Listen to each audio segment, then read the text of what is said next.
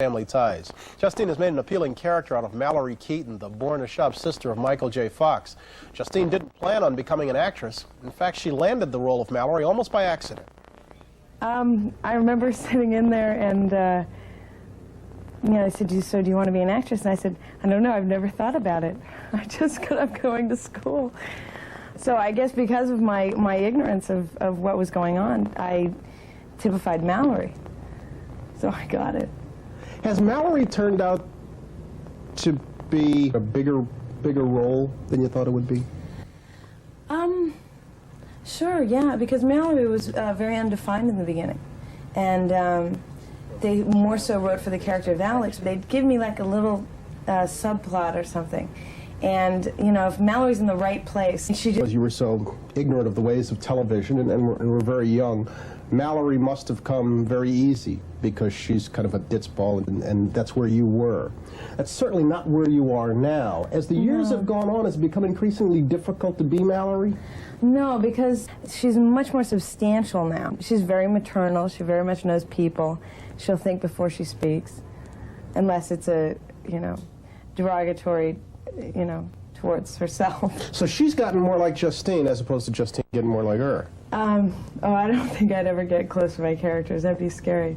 No, she's kind of come into her own. I mean, that's something you have to watch. Let's talk about you a little bit. I see on occasion where you speak with envy, although I don't think it heartfelt envy, of people who've gone on to school or tried to go to school and pursue the career at the same time. You've forsaken one for the other. Yeah.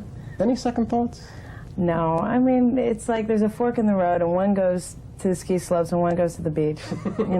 Neither road is bad at all, right?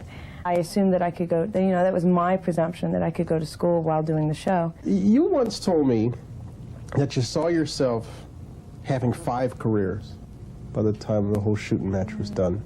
Now, in retrospect, does that seem like a dumb statement, or does that seem like, yeah, that's okay? It doesn't seem like a dumb statement. I guess what I meant in saying that was, I don't want to say at 21, I'm only ever going to be an actor, because there's so much else to do. I'm doing a page in a magazine right now, so perhaps I'll get more work in magazines. I'd like to be able to do everything at the same time.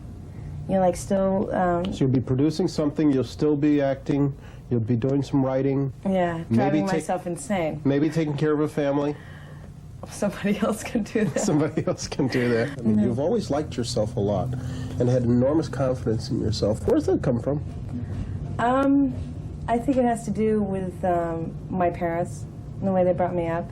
I just believe that if I'm not getting something I want, it's because I'm subconsciously holding myself back for whatever reason. And once I figure out what that is and conquer that, then I can have it. There is no other way your life could go but the way you choose it to. So in other words, if you really wanted something, you could have it. Yeah.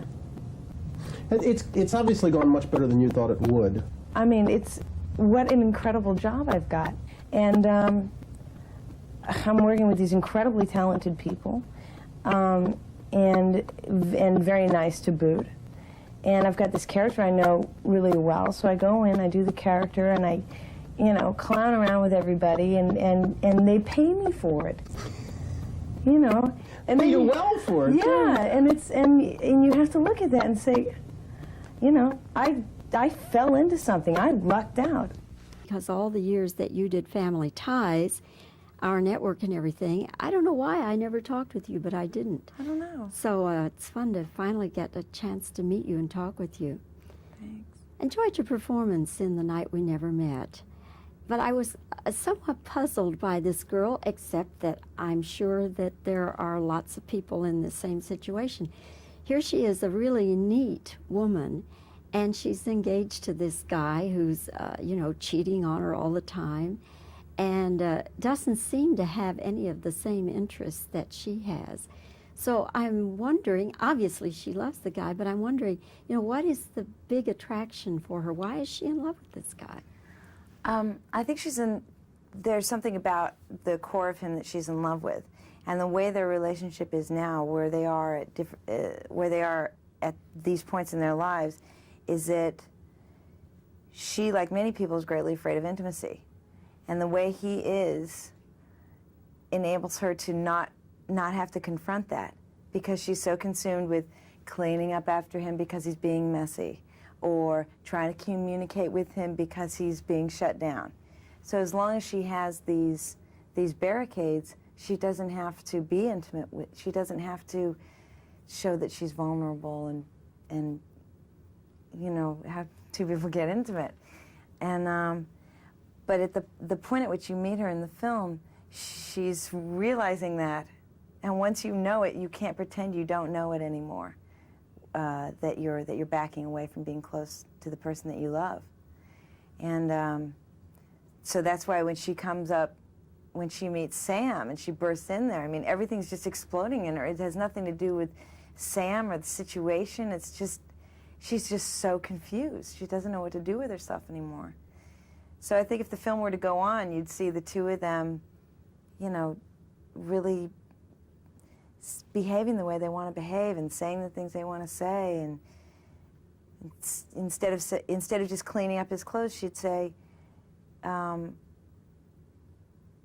you know, can we talk? Or, you know, there'd be a whole different, there'd be a whole nother relationship.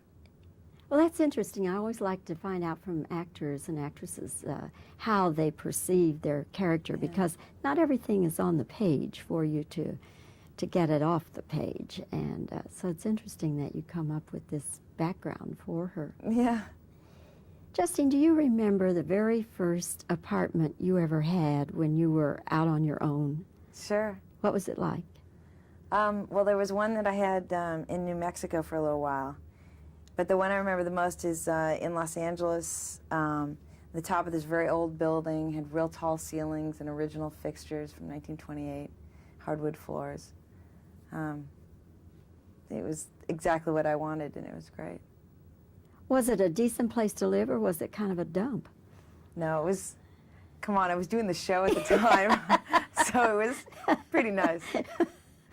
Because most people start out, I remember the very first place I had, which I, of course, was sharing with my husband, but, you know, I'd just like to forget it, except the nice thing about starting that low is that as you progress, you can see, hey, we've made some progress. Yeah, it works the opposite. Now I'll go do films and, you know, they'll put you up at the Ramada Inn or something, and you're hanging because it's a no-budget film. Not really going to do anything about it. So it's going backwards. When you people were wrapping up Family Ties, was that a frustrating time for you, or was it a happy time, sad? What was it? It was like leaving a party while you're still having fun.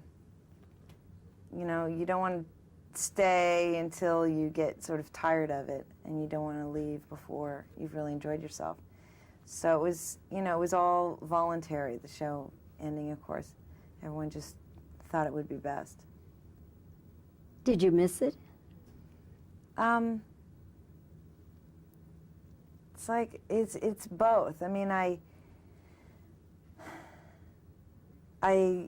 I'm glad it ended when it ended, and yet I wasn't looking for it to end. I wasn't waiting for it to end or anything like that. It's like its own perfect little present package. Excuse me. Mm-hmm. I'm getting. Do you want some coming water? up. I wouldn't mind if I could have just a sip. No, that's your glass. I don't want to contaminate your glass. Do you have some? All right.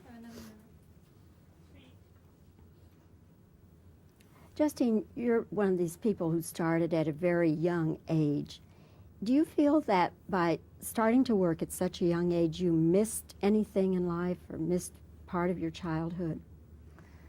I don't think I didn't miss any of my childhood because of the business. But it's very difficult, I think more difficult than being a child in the business, to be a young adult in the business. There's so many things, I mean, you have no idea who you are and what you really like and want. I didn't, you know, and I thought I did. And then to be trying to discover these things while everybody's watching you it's very confusing. I mean, I like how it is now, that now I'm becoming more and more the person I always was rather than the person I tried to be. At the same time, I'm not being recognized as often, or the times I'm being recognized are, you know, there's more quality recognition rather than quantity recognition. So it's really interesting how everything on the outside will reflect what's going on the inside of you. So you feel like you're being taken for what you are rather than who you are? Probably just because I take myself more for what I am than how I'm being perceived. Because you get wrapped up in that.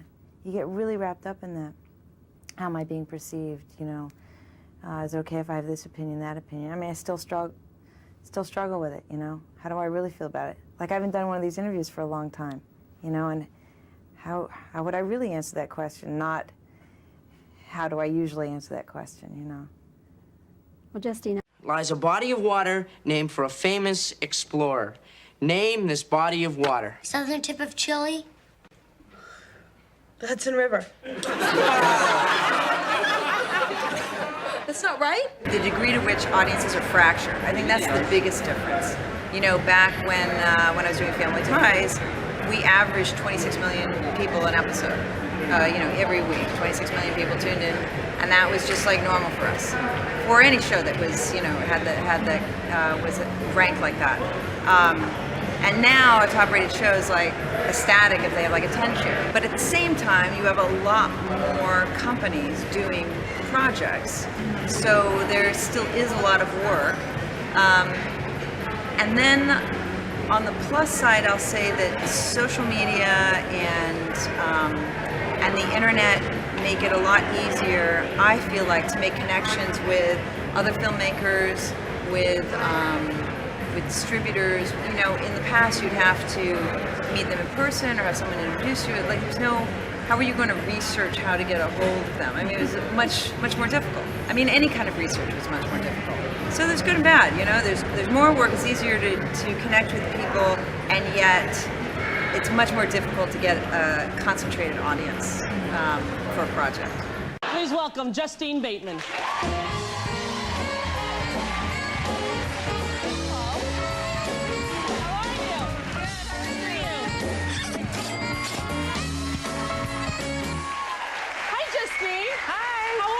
Fine, how are you? Do you remember when we first met?